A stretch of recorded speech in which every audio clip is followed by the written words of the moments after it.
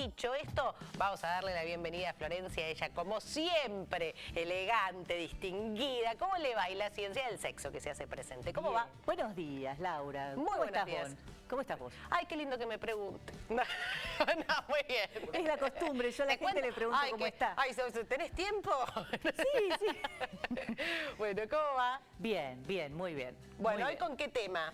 Hoy estamos con un tema que, a ver, para terminar de cerrar Noviembre Azul, no podemos dejar de hablar de la sexualidad del varón, teniendo en cuenta que este ha sido el mes de concientización, sobre todo del cáncer de próstata. Exactamente, bueno, recordemos, hablamos también de este caso en referencia a la mujer, al cuerpo de la mujer, cómo hallarse, cómo volver a encontrarse. Claro, los hombres no son inertes a toda esta situación, ¿no? Por supuesto que no, y sobre todo teniendo en cuenta que el cáncer de próstata tiene una gran influencia en la disfunción eréctil. Claro. Hay una primera placa que tenemos por acá que básicamente nos muestra este mapita tristemente pintado de verde, donde vemos lo que es la incidencia de cáncer de próstata que hay en el mundo. Así como lo vemos, estamos hablando de 11 millones de varones al año promedio que son diagnosticados con este tipo de cáncer. Ok. Una vez enfrentado, digamos. Sí, sí, sí. O en el mientras tanto, ¿cómo se sigue haciendo? A ver, en el mientras tanto, obviamente, primero nos vamos a ocupar de la enfermedad oncológica, Principal. lo lógico. Esto obviamente empieza a mover algunas cosas en el mapa mental de la gente, porque obviamente se corre el deseo, uno deja de ser un ser sexuado para pasar a ser un paciente, se empiezan a experimentar algunos cambios en el cuerpo, como te decía recién, producto de los tratamientos que se suelen hacer para el tratamiento del cáncer de próstata. Muchas veces una de las principales sintomáticas que nos encontramos es la disfunción eréctil, ya sea por los tratamientos hormonales, ya sea por el tratamiento quirúrgico, si bien obviamente se trata sobre el tratamiento quirúrgico de trabajar lo más posible en evitar este tipo de secuelas. Y a partir de ahí aparece esta segunda plaquita que tengo acá, que es una famosa frase de un paciente en la segunda placa, que me lo dijo en su momento y que la sigo utilizando inclusive en los congresos, ¿no? El sexo se convirtió ahora en un examen al que voy sin estudiar. Empiezan a aparecer las primeras ansiedades que aparecen, lo que llamamos en parte ansiedad de ejecución y rendimiento, así se le llama el síntoma, donde el varón empieza a jugar en esta lotería mental y a pensar qué es lo que me está pasando, si esto tiene que ser así. Si voy a poder o no. Si voy a poder o no. La presión social. Con la consecuente, digamos, consecuencia orgánica que esto implica. Porque no es simplemente un aspecto psicológico, sino que además es una consecuencia orgánica. ¿Sí?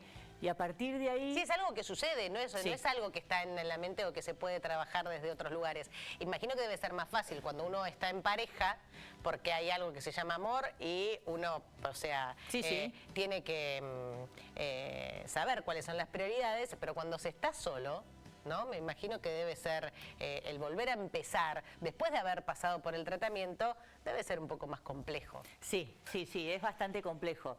En la mayoría de los casos por ahí nos encontramos con parejas, con gente que acompaña muy bien, y a veces esto es de antes de que aparezca el diagnóstico, cosa que también es importante.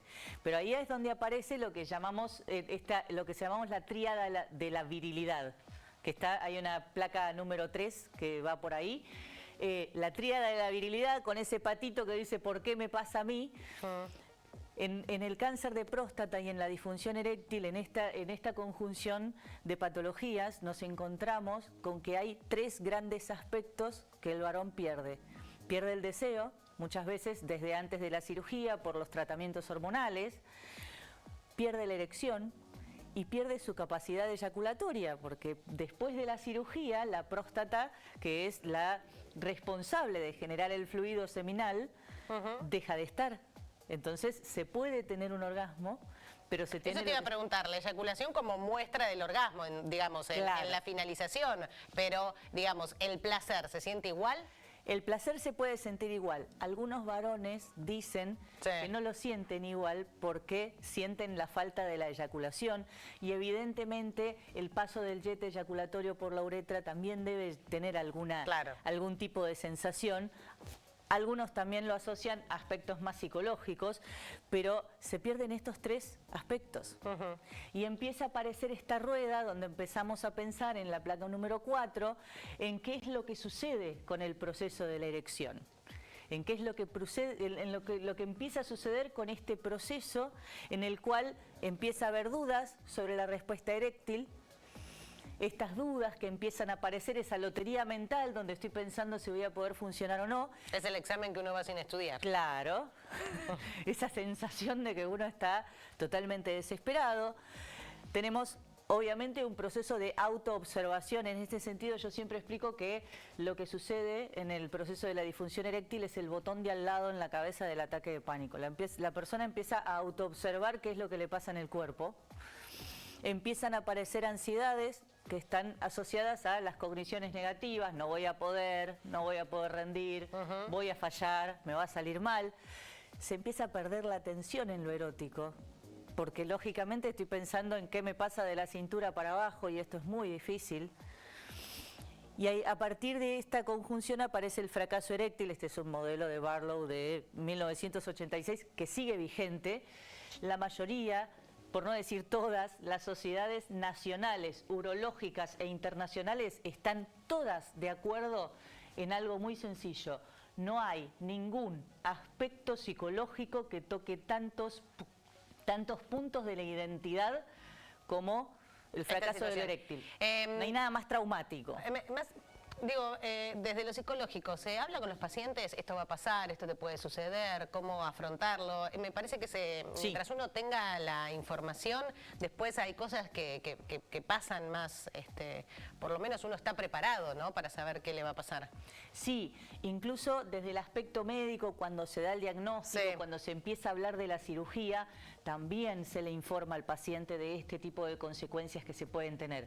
Aún así, hablando de un aspecto tan traumático, en un universo penecentrista, donde el coitocentrismo gira alrededor de la erección, aún así, por más preparados que estén, el impacto sigue siendo totalmente traumático. Más allá de eso, obviamente, tener la información permite que puedan empezar a trabajar en pensarse hacia adelante, en pensar en el proceso que van a atravesar y en poder llevarlo adelante. Claro. Que va a ser muchas veces un camino que vamos a recorrer hasta obtener los resultados, porque sí se le puede devolver la erección al varón.